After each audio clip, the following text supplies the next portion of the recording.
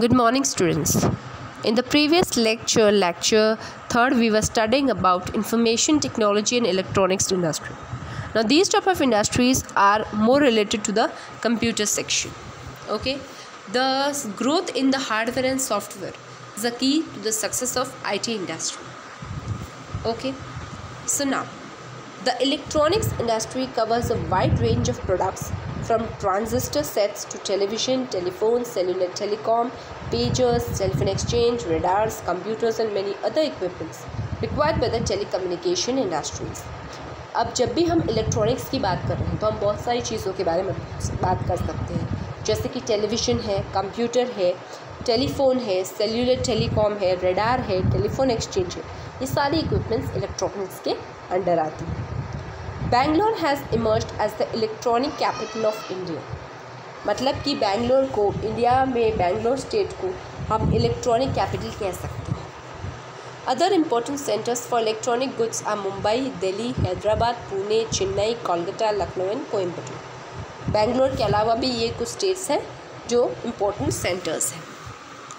By 2010-11, software technology parks of India have come up across 46 locations at different centers of India. मतलब 2010-2011 से जो भी software technology parks हैं वो कहाँ पर है? 46 locations at the different centers of India. A major impact of this industry has been on employment generation. कि इसी वजह से इलेक्ट्रॉनिक्स का जो हमारे ग्रोथ हुई है उस वजह से क्या हुआ है? एम्प्लॉयमेंट जनरेट हुई है, लोगों को काम मिला है।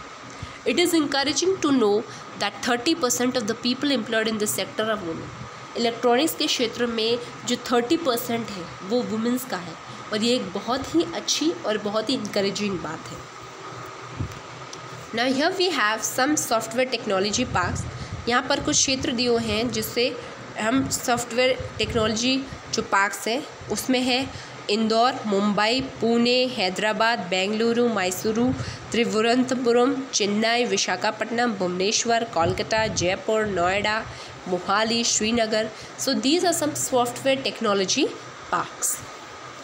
Then we have industrial pollution and environmental degradation. अब इंडस्ट्रीज से जो पोल्यूशन हमें होता है और उसी की वजह से जो इन्वायरमेंट पे उसका असर होता है उस बारे में अब हम पढ़ेंगे। First we have air pollution, वायु प्रदूषण। Air pollution is caused by the emission of CO2, carbon monoxide, sulphur dioxide etcetera. जो भी गैसेस इंडस्ट्री से निकलती हैं, जो भी गैसेस व्हीकल्स से निकलती है, उसी वजह से एयर पोल्यूशन होता है। और एयर पोल्यूशन का मतलब होता है CO2 का जो एमिशन होता है, जो इंक्रीज़ होता है, उसी वजह से कार्बन मोनोऑक्साइड और sulphur dioxide. Chimneys of the industries produce heat leading to global warming in greenhouse effect. जो भी गैसेस इंडस्ट्रीज से पोल्यूट होती हैं, व्हीकल से जो भी गैसेस निकलती हैं, उसी वजह से ग्लोबल वार्मिंग होता है और ग्रीन हाउस इफेक्ट भी होता है। Use of CFC in various industrial products depletes ozone layer which filters ultraviolet rays of the sun. Now what is here कि हम जब भी इंडस्ट्रियल प्रोडक्ट्स बनाने में CFC का यूज़ करते हैं, दैट इज़ क्लोरोफ्लोरोकार्बन्स का यूज़ होता है, उस वजह से जो ओजोन लेयर होता है हमारे अर्थ पे वो डिप्लीट होता जाता है, घटता जाता है। विच फिल्टर्स अल्ट्रा वायलेट रेज, जो भी सन की जो अल्ट्रा वायलेट रेज जो हमारे अर्थ पर पहुंचती है उसे भी फिल्टर करता है। Air pollution affects the human health of humans, animals and plants alike and also causes damages to buildings. Air pollution की वजह से हमारे हेल्थ पर अफेक्ट होता है।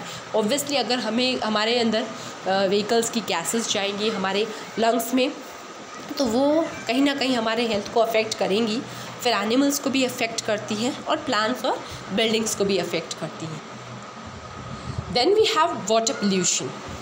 Dumping of organic and inorganic industrial waste into water bodies pollute the water.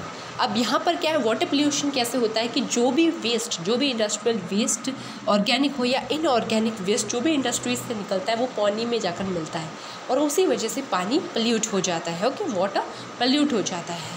आपने कई जगह पर in very much areas you have seen the women's washing clothes near beside the river. Okay, और जब भी उन्हें वो कपड़े धोने होते तो वो क्या करते हैं, उसी पानी में डुबाते हैं, ठीक है।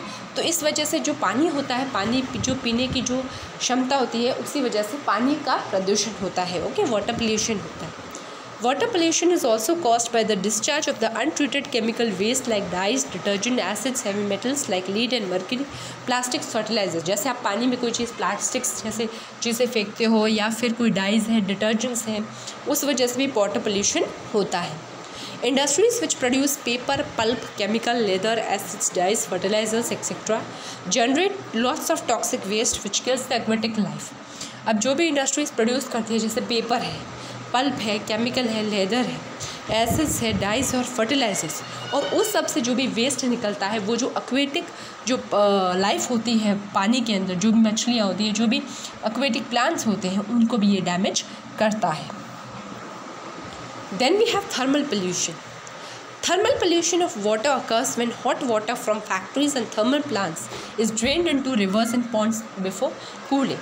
क्या होता है थर्मल पोल्यूशन का मतलब होता है कि जब जो फैक्ट्रीज से जो गर्म पानी निकलता वो, या फिर जो थर्मल प्लांट्स होते हैं, ओके, रिवर्स के अंदर डाल दी, ठंडा होने से पहले ही उन्हें रिवर्स और पॉन्ड्स में डाल दिया जाता है, तो उस वजह से थर्मल पोल्यूशन होता है। फिर होता है noise pollution. High intensity sound generated by running machine, siren, drilling, fangs extra leads to noise pollution.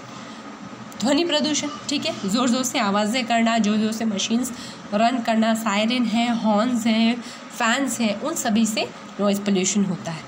It causes irritation, hearing impairment, heart attack etcetera among the near by people. उसी वजह से लोगों को क्या क्या तकलीफ हो सकती है, इरिटेशन हो सकती है, ईयर प्रॉब्लम हो सकती है उनको, फिर हार्ट अटैक जैसी प्रॉब्लम्स हो सकती हैं, okay. So that was noise pollution.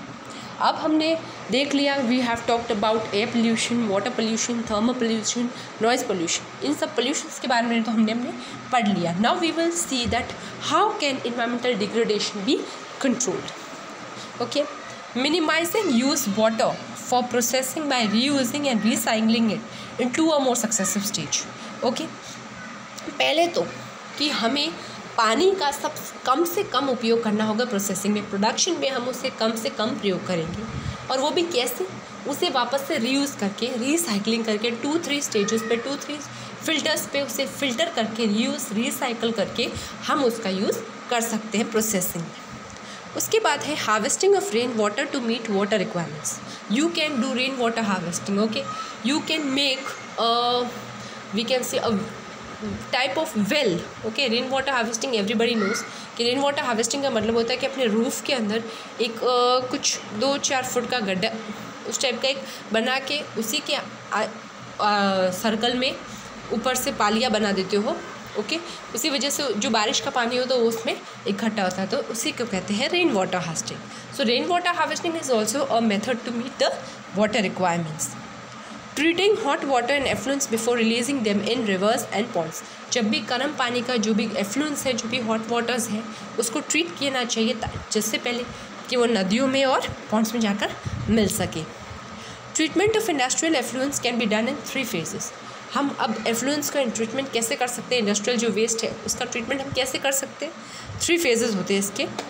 Primary treatment by mechanical means की वजह से हम उसका प्राइमरी जो ट्रीटमेंट कर सकते हैं। This involves